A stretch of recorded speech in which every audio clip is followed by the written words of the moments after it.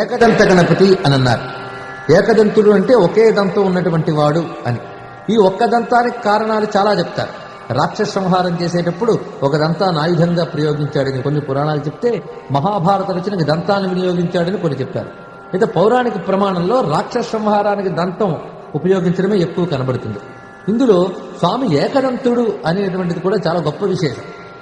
అనేకదం తం భక్తానాం ఏకదంతం ఉపాస్మహే అని చెప్పారు. అనేకదం అంటే అనేకములనిచ్చేటటువంటి గణపతి ఆయన, కానీ ఆయన మాత్రం ఏకదంతుడే.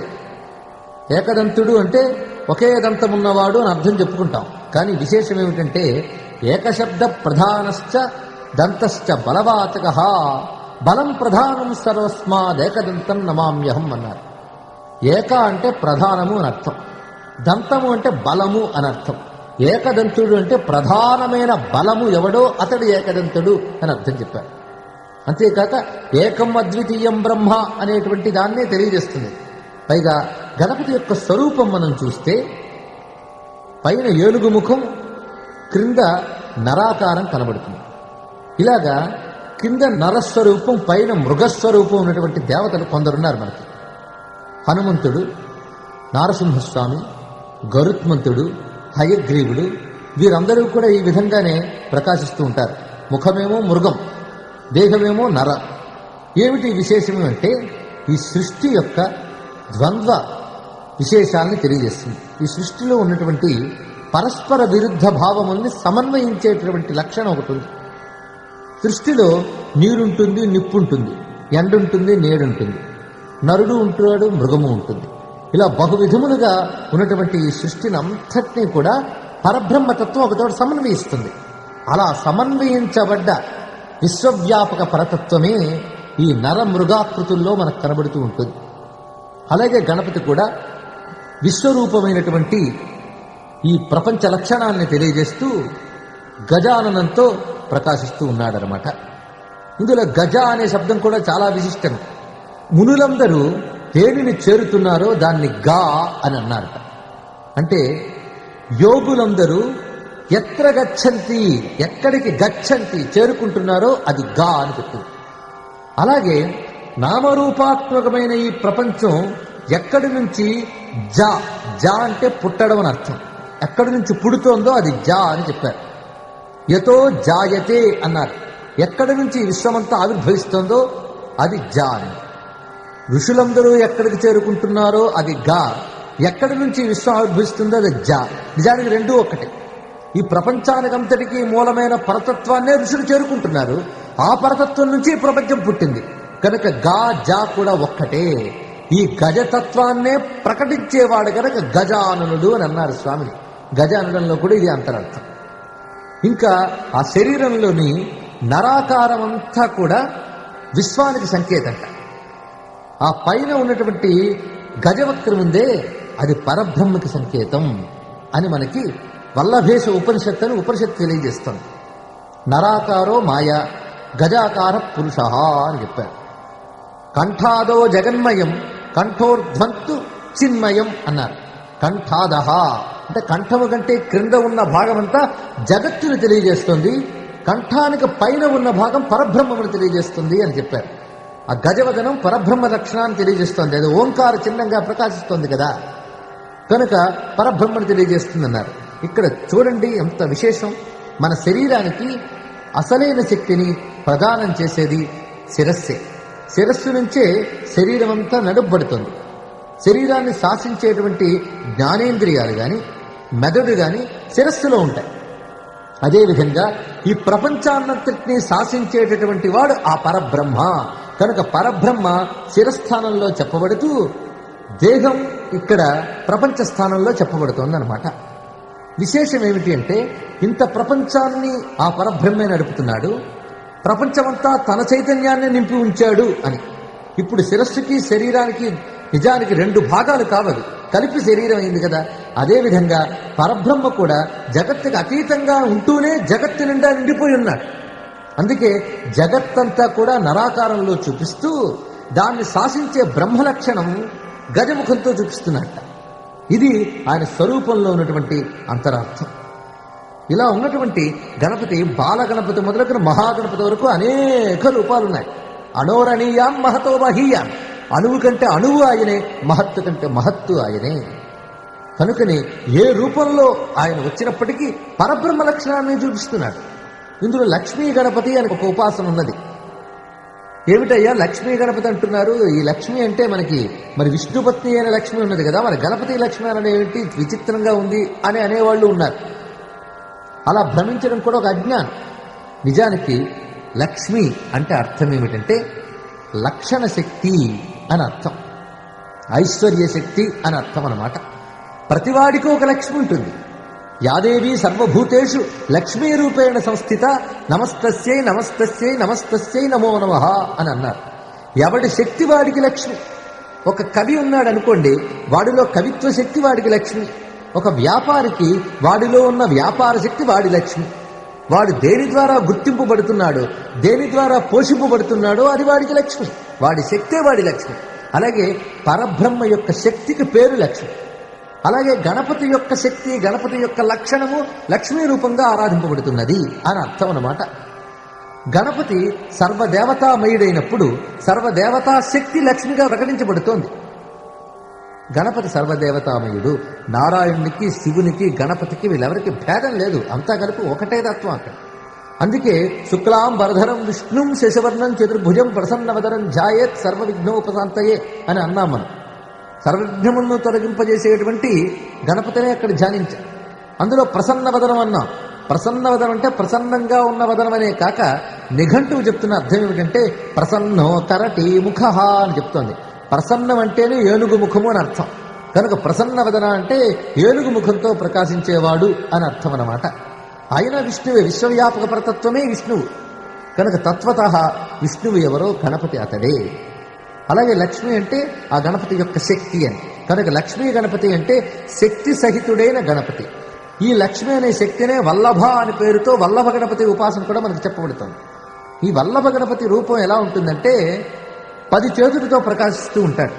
నిజానికి 11 చేతులు అనొచ్చు, ఎందుకంటే ఇటు 5 చేతులు ఉంటాయి, ఇటు 5 చేతులు ఉంటాయి, మధ్యలో తొండం, ఆ తొండం కూడా ఆయనకి చెయ్యే, దాంతో కలిపితే 11 చేతులు అనమాట. ఈ 11 చేతుల్లో ప్రకాశించే గణపతిలో మొత్తం 5 మిథున దేవతలు ఉన్నారన్నాడు. మిథునం అంటే జంట, 5 జంట దేవతలు ఉన్నారట, అంటే 10 మంది దేవతలు ఉన్నారు ఇందులో. అది చాలా అద్భుతమైనటువంటి గణపతి రూపం. దాన్ని శ్రీ విద్యా గణపతి అని కూడా అంటారు. ఆ గణపతి స్వరూపంలో వల్లభ గణపతి అని చెప్పబడేది కూడా ఆ స్వరూపమే. ఇందులో 10 చేతులను మనం పరిశీలిస్తే పైన 2 చేతుల్లో చక్రము శంఖము పట్టుకుని ఉంటాడు. తర్వాతి 2 చేతుల్లో శూలము పాశము ధరించి ఉంటాడు. అటు తర్వాతి 2 చేతుల్లోని చెరకు విల్లు నల్ల కలువ ధరించి, అటు తర్వాత వరికంకులు గద ధరించి ఉంటాడు. ఆ క్రింద ఉన్న 2 చేతుల్లో అంటే కుడివైపు ఒక చెయ్యి, ఎడమవైపు ఒక చెయ్యి, బీజాపూరము దంతము ధరించి ఉంటాడు. మధ్యలో ఉన్న తొండములో రత్నములన్నీ పొదిగినటువంటి అమృత పాత్రను ధరించి ఉంటాడు. ఈ స్వరూపంలో విశేషం ఏమిటి అంటే పైన 2 చేతులు అంటే కుడి ఎడమల్లో ఉన్న 2 చేతుల్లో చక్రము పద్మము ధరించడంలో విశేషం ఏమిటంటే అది విష్ణు తత్వాన్ని తెలియజేస్తుంది, లక్ష్మీనారాయణ తత్వం తెలియజేస్తుంది. తర్వాత శూలము పాశము శివపార్వతుని తెలియజేస్తుంది. అటు తర్వాత ఉన్నటువంటి చెరకు విల్లు నల్ల కొలువ రతిమన్మథుల్ని తెలియజేస్తుంది. అంటే సృష్టిని నిర్వహించేటువంటి కామశక్తి దాని ద్వారా ప్రకటింపబడుతోందన్నమాట. అటు తర్వాత భూమి వరాహాన్ని తెలియజేసేవే వరికంకులు గద. భూమి వరాహ దేవత, పృథ్వీకి సంబంధించిన తత్వం అది. ఆ తర్వాత పుష్టిపతి అనే దేవతా విశేషాన్ని తెలియజేస్తూ బీజాపూరము ఏకదంతము కనబడతాయి మిగిలిన 2 చేతుల్లో. ఇక ఆ మధ్యలో ఉన్నటువంటి రత్న కలశం అమృతం ఉందే, అది మోక్ష ప్రాప్తి, కైవల్య ప్రాప్తి, బ్రహ్మానంద ప్రాప్తిని తానే అందజేస్తానని తెలియజేసేటువంటిది. ఇప్పుడు మీరు చూస్తే మొత్తం ఆయన సర్వదేవమయుడుగా ఇక్కడ సాక్షాత్కరిస్తున్నాడు.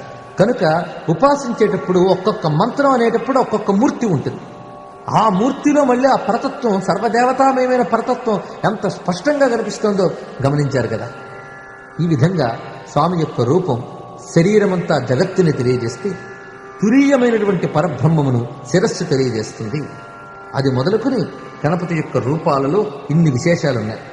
అందులో ప్రత్యేకించి నర్తన గణపతి అని ఒక స్వరూపం ఉంది. నర్తన గణపతి అంటే తాండవించే గణపతి. ఈ తాండవించే గణపతి స్వరూపాన్ని ధ్యానం చేసిన ఆ విగ్రహాన్ని ఇంట్లో ఉంచుకున్నప్పటికీ కూడా ఎంతో విశేషం. తాండవ గణపతి ధ్యానం ఆనందాన్ని ఇస్తుంది, ఐశ్వర్యాన్ని ఇస్తుంది అన్నారు. ఎప్పుడైనా ఎవరైనా ఎప్పుడు తాండవం చేస్తారు? ఆనందం బాగా ఉన్నప్పుడు చిందులు వేస్తారు. అలాగే గణపతి చిందులు వేయడంలో చాలా అందం ఉంది. ఎందుకంటే ఆ బొజ్జ, ఆ గుజ్జు రూపం, వీటితో ఆయన చిందులు వేస్తుంటే చూడడానికి చాలా ముచ్చటగా ఉంటుంది. కనుక ఆనందప్రదాయకమైన తాండవ గణపతి యొక్క స్వరూపం అన్నారు. అలాగే సృష్టిలో ఉన్నటువంటి లయ, కాలం అంతా లయాత్మకమైనటువంటిది. కాలం లయాత్మకం గనకే సూర్యుడు, చంద్రుడు, ఋతువులు ఇవన్నీ ఒక లయాత్మకమైన గమనంతో వెళుతూ ఉంటాయి. అలాగే మన ఊపిరి కూడా లయాత్మకమైన గమనంతోనే ఉంటుంది. ఈ లయాత్మకమైన గమనం కలిగేటువంటి పరబ్రహ్మతత్వమే గణపతి స్వరూపంలో నర్తన చేస్తూ కనబడుతూ ఉంటుంది మనకి. నాట్యం లయాత్మకం కదా, అందులో ఆయన నటరాజు పుత్రుడాయే కనుక తండ్రి పోలిక చాలా చూపిస్తూ ఉన్నాడనమాట. అందుకే ఆ గణపతి యొక్క నర్తన సౌందర్యాన్ని వర్ణిస్తూ మనకు త్యాగరాజస్వామి చాలా గొప్ప కీర్తన రచించారు.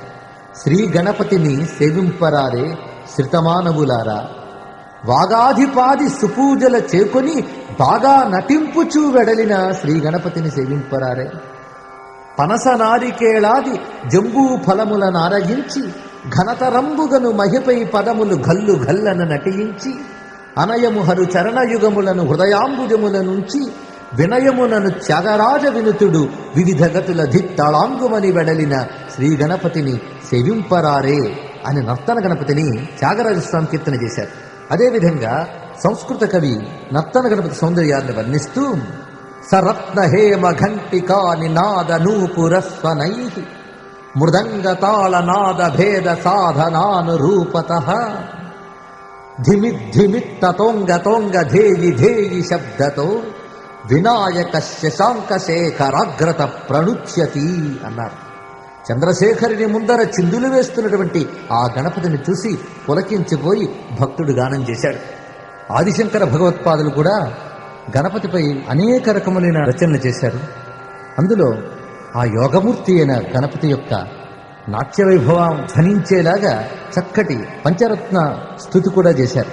నితాంత కాంత దంత కాంతిమంత కాంతకాత్మజం అచింత్య రూపమంతహీనమంతరాయ కృంతనం హృదంతరే నిరంతరం వసంతమేవ యోగినాం తమేకదంతమేవ తం విచింతయామి సంతతం అని కీర్తించారు ఆ గణపతిని. ఇలాంటి గణపతి క్షిప్రప్రసాదిగా, పైగా పిలిచితే చాలు పలికేటటువంటి సులభ ప్రసన్నుడిగా సాక్షాత్కరిస్తున్నాడు. ఎంతటి సులభ ప్రసన్నుడు ఆ స్వామి! ఆయన పూజించడానికి ఏమీ కష్టాలు పడక్కర్లేదు. ఎక్కడ పెడితే అక్కడ కనబడేటువంటి గరిక పోచడు ఒక 4 వేస్తే సంతోషిస్తాడు స్వామి. అంత సులభ ప్రసన్నుడైనటువంటి వాడు. ఉండ్రాళ్ళు, కొబ్బరి, అరటిపళ్ళు మొదలైనవి నివేదన చేస్తే ఆ విఘ్న సంహారకమైనటువంటి గణపతి తత్వం అనుగ్రహించుతుంది. మరొక విశేషం ఏమిటంటే, మనం ఇంట్లోంచి బయటకు వచ్చేటప్పుడు, బయట నుంచి ఇంట్లోకి వెళ్ళేటప్పుడు గణపతి కనబడేలాగా ఉండాలి. అంటే మన ఇంటి గుమ్మం పైన గణపతి యొక్క ప్రసన్న స్వరూపాన్ని విగ్రహ రూపంలో కానీ పటం రూపంలో కానీ ఉంచి నిరంతరం నమస్కారం చేసి సర్వ విఘ్నములు తొలగి విజయాలు కలుగుతాయి. బయటకు వెళ్ళేటప్పుడు ఆ గణపతిని నమస్కరించి బయటకు వెళ్ళినా, లోపలికి వచ్చేటప్పుడు అలాగే నమస్కరించి లోపలికి వచ్చిన, ఇంటా బయట కూడా అన్నీ అనుకూలించేలా చేసేటువంటి వాడు గణపతి. అందుకే గణపతి యొక్కని అనుగ్రహం ఉంటే అన్ని అనుగ్రహిస్తాయని చెప్పారు. ఆయన హేరంబ గణపతి అన్నారు.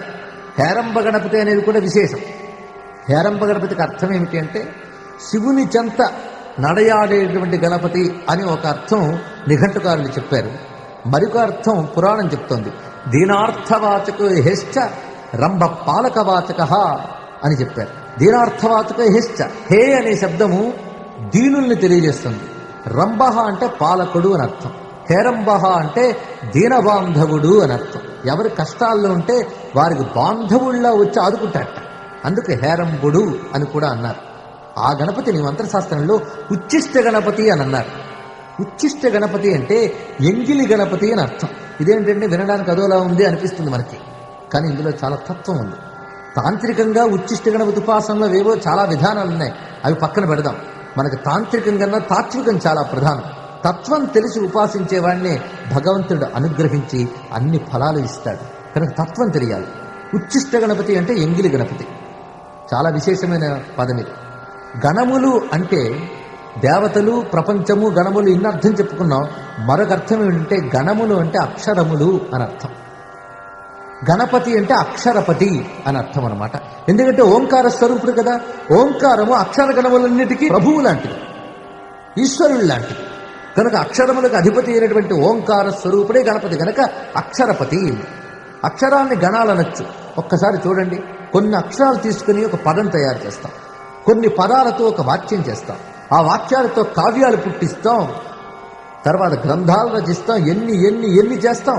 వేదాలు మొదలుకుని పురాణాలు, ఇతిహాసాలు, మంత్రశాస్త్రాలు ఇవన్నీ ఏమయ్యాయి? గణములే కదా. ఇన్ని గణాలు రావడానికి కారణం అక్షర గణాలు. కనుక ఈ అక్షరపతే గణపతి అని చెప్తున్నారు శాస్త్రవేత్తలు. అక్షరములన్నీ గణపతి యొక్క స్వరూపములే అయినప్పుడు ఈ అక్షరాలు ఎలా పలుకుతున్నాయో మీరు చూడండి. అప్పుడు ఉచ్చిష్ట గణపతి బాగా అర్థమవుతారు. అక్షరములు పలుకుతున్న విధానం, మన నాలిక, నోరు, ఆ నోట్లోని కదులుతున్నవి శబ్దములు రకరకములుగా కదులుతూ ఉంటాయి. అప్పుడే మనకు బయటికి శబ్దాలు వినబడతాయి. ఎక్కడో మనకి హృదయ కుహరాల్లోంచి వచ్చిన భావం మన శరీరాంతర్గతంగా నాదశక్తి కలయిక వల్ల మాటలుగా బయటకు వినబడతాయి. ఆ మాటలు వినబడ్డానికి కారణం ప్రధానంగా ఈ నోటిలో ఉన్న దవడలు, పెదవులు, దంతాలు, వాటి నడుమ తిరుగాడే నాలిక, ఇవి కారణమయ్యాయి. ఇందులో వచ్చే అక్షరాలన్నీ ఎక్కడి నుంచి వస్తున్నాయి? నోట్లోంచి వస్తున్నాయి కదా. నోట్లోంచి ఏది వచ్చినా దాన్ని ఏమంటాం? ఎంగిలనే అంటాం మనం. మరి నోట్లోంచి వచ్చే అక్షరాలన్నీ ఎంగిలి కాక ఏమవుతాయి? కనుక ఉచ్చిష్ట గణపతి అంటే మన నోటి వెంట వెలువడే పలుకులకి పతి అయినటువంటి వాడు ఉచ్చిష్ట గణపతి అని చెప్పారు.